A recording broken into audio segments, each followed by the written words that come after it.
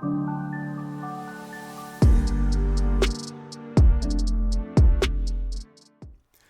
what's going on, everybody? James here, your ABX audiophile $2,100 streamer. Not a streamer DAC, not an integrated, just a streamer. What are we talking about? We are talking about the Lumen U1 Mini, probably the most expensive DAC I've ever had in my system. I purchased it with my own money. They did not send it to us. So this is a personal review, and as always, just sharing my experience with you. Why did it not stick in my main system as my reference streamer, and it is currently up for sale in our Discord? Let's take a look at this thing, and you're going to want to stick around and hear all about it. One of my favorite streamers so far, but just did not stick with me. So let's talk about why. Let's take a look first. All right.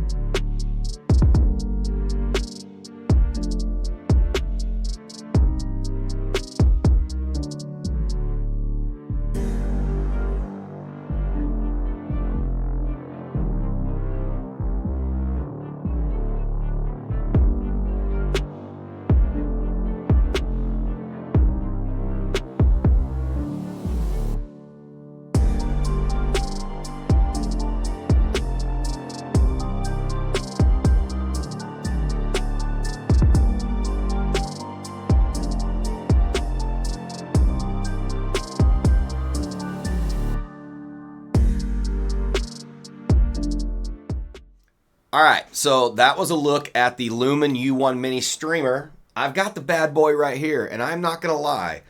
A beautiful piece of equipment. Absolutely built like a champ. Up to DSD 256, PCM 384, I believe. It's got a multitude of digital outputs on the back here. You can see. Let's see if I can get my camera to focus. It's probably not gonna. There we go. Look at that. Look at that array. I mean, it's got about everything you could want. I know maybe some of you want the I2S stuff, but you know, you're not going to find that here. But we got the AES EBU. We've got the coaxial BNC, the coaxial RCA. We've got optical. We've got a bank of USBs. Of course, we've got our network and our power plug and switch. Very simple. Beautiful, beautiful brushed aluminum case. Nice little shielded linear power supply. If you look into the specifications of this thing, beautiful little unit. The cool thing about the feet, well, maybe cool, maybe not, is the feet on the bottom. They have these little felt pieces here. So rather than rubber, they went with felt. So when you put it on your rack, if you have some extensive cabling kind of going on, it'll shift kind of easily in your rack. It'll kind of move just because of the tension of the power cord or whatever. So you kind of got to be careful there. What we ended up doing was just getting those little heavy kind of door stoppers and putting it on there to kind of keep the thing in place. I would have liked to have seen a little rubber ring here rather than the felt, but I get it. It doesn't scratch. It doesn't mark stuff up, and it's fine. That's just kind of being picky. Little teeny display here. It shows, you know, kind of the, you know, what song's playing and stuff like that, kind of time. It's very, very basic looking. You saw that in kind of the video. Sounds good. How does this thing sound? So we have had a multitude of streamers and streamer DACs in this year, and this is by far probably the most resolving detailed streamer that we have had. We have had the Arce, we've had the Eversolo, we've had all of Orchard Audio stuff, his streamer DACs. Man, just there's so many. We've had the built-in streamer sections of the Access Forte 3, $11,000 all-in-one. We've had the NAD M33 built in kind of to that network. We've had the Atal stuff with their native streamers and DACs. And so we have just been through a ton of streamers. and compared a lot of streamer sections with a lot of DACs and a lot of different integrations, kind of really worked with a lot of different configurations. And I will tell you, at first, when you plug this Lumen in, you will be like, oh, okay.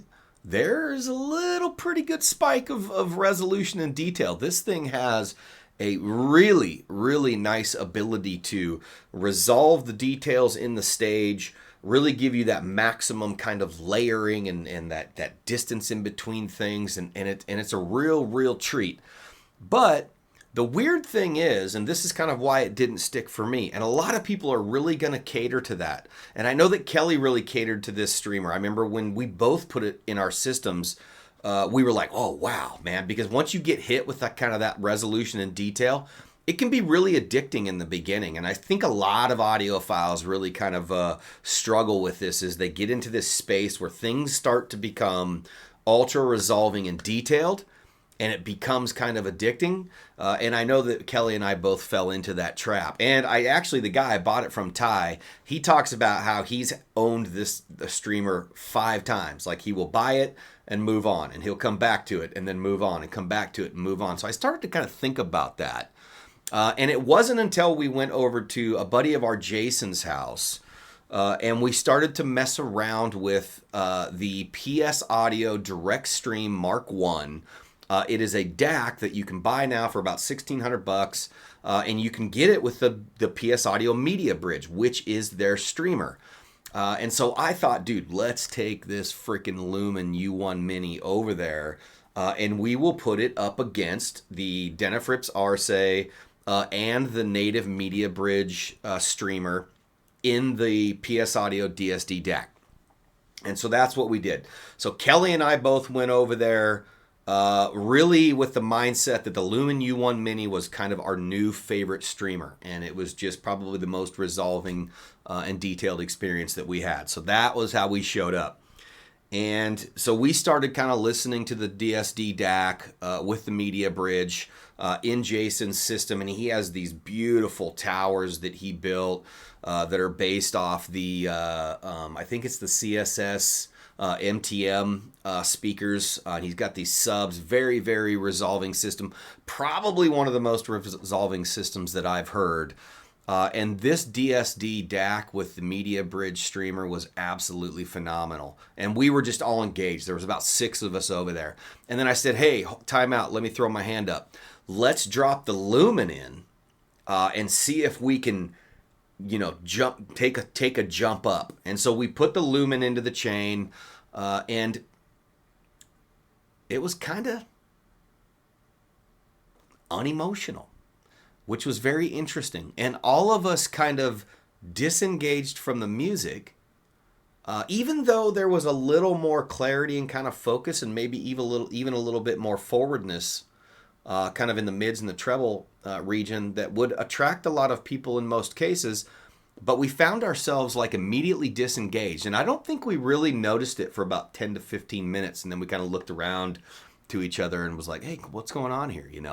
And we switched back. We took the Lumen out of the chain, and we went back to the Media Bridge on the DSD. And immediately there was just a life, a realness, and just a musical soul that was put back in. It wasn't quite as refined and as detailed as before, but man, we were all back focused on the music. And so I got to thinking, I was like, well, maybe it's just system synergy, right? Maybe it's just system synergy. But Kelly literally said, wow, we just literally watched the Lumen get smoked by a 10-year-old streamer in a 10-year-old DAC. And, to be fair, it's about a $6,000-$7,000 streamer DAC, 8-10 years ago. So it's no slouch. But I was for sure that the Lumen U1 Mini was absolutely going to annihilate that thing. And not that it's bad, but it didn't. It didn't. I mean, if you're looking for that ultra resolution detail and that just cutting edge and pushed all the way out there in the soundstage, yeah, you might appreciate it. But so I brought it home, and I did the same thing. I had been living with the DSD, with the Media Bridge for a while. I dropped the Lumen back into that system, and I was like, yep, okay, it's the same in my system. And I moved it around into the system behind me, a few different configurations, and it was the same thing. The minute I put it in, absolutely detailed. I mean, it was just intense, like, oh my God. But then after, a day or two, I would find myself being not as engaged in the music and really kind of just, sitting back and, kind of just thinking about the things in the sound stage and kind of focusing on the music, but not really leaning forward and being into it. So I would switch back to, even the Denafrips Arce and the Aries 2, combination. Immediately just that engaging life and musicality to it. So I think there is a little bit of synergy kind of going on there, but at the end of the day, it really didn't kind of stick with me personally. I think if you have maybe kind of a little bit more laid back system or laid back DAC, it can kind of complement that. It is probably, like I said, one of the most refined streamers that I have heard, but at the end of the day, it really wasn't for me, and it ended up going up for sale. That's just kind of where we're at. But amazing piece, really good performer, sounds really, really good. I think you have to pair it kind of carefully. And, that's, just one of those things. Oh, and the app. Let's talk about the app. If you're going to charge $2,100 for a streamer that has a standalone app, it better be a good app. That Lumen app on the U1 Mini is probably the worst app that I have ever encountered. And Lumen, if you are watching this right now, amazing products, but man, you got to do something about that app. It is 2024, and the Weem Mini app utterly destroys the Lumen app. Oh, and while we're on things I don't like, what in the hell is this? What is this? What is this overhang? Somebody made the top to the streamer and they overshot by 1.5 inches, so we just full sent it. I mean, you talk about like having to reach behind your rack and reach in here and try to unplug this Ethernet cord and like not slit your wrist on this aluminum. I mean, come on, we got to do better here. This is that is just an absolute bad design. I had this with a bunch of people, and that was the main thing that people came back. They were like, how the hell can I unplug anything? I can't even get to the back of it without, an absolute like battle. So anyway, that's my take on the Lumen U1 Mini streamer. And they've got resolution, detail, imaging, all of that down in spades. They just need to figure out a way to kind of put some of that musicality and that soul back into it. You'd really have to pair it with a nice musical R2R DAC or a ladder DAC or something like the Aries 2 or, even the new LTA Aero DAC. I think that's a $3,800 tube DAC. That was actually a pretty decent pairing, but a little too thin, a little too lean for me. Yeah, good stuff. But you just be careful if you're looking into the Lumen space. I know we all hunt for this ultra resolution and detail, but I really am a believer that we can kind of go too far. And I think some of the gear that we're seeing coming out today is really kind of starting to lean towards that audiophile, and it gets just a little bit too lean, a little too refined for me, and we lose a little bit of that musicality and soul. So anyway, this is going to go to Terry. He's very interested in this streamer, so we're going to send it to Terry over at La Dolce Audio. He ended up purchasing it from me, and we're going to get it over to him and see what he thinks. And if you want to hear his thoughts and others, make sure to get in our Discord hangout with us, and let's raise some money for youth musical programs. And if you didn't know, we are getting ready to raffle off a pair of Monacoustic Supermon Minis, the little teeny speakers that are so sweet. We're going to raffle those off in our Discord this month. So make sure you get in there and check it out. All the links to the cool stuff are in the description below. Leave a comment and let us know what your experience is with Lumen Streamer products. And I'd love to hear what you guys have to say. But for me, this guy's a pass. Beautiful product, just not my flavor. All right.